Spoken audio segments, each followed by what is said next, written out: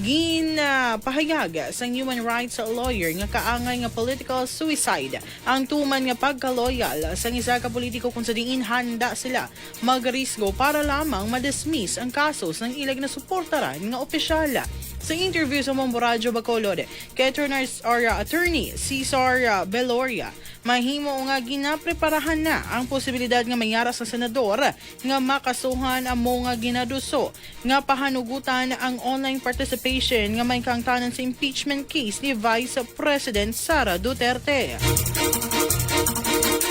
Sunod diri may gin-file na ang Office of the Ombudsman nga plunder ka graft case bato kay Senator Jinggoy Estrada kag mayara pa sang iban nga senador nga posible mapasakaan sang kaso kaangay ni Senador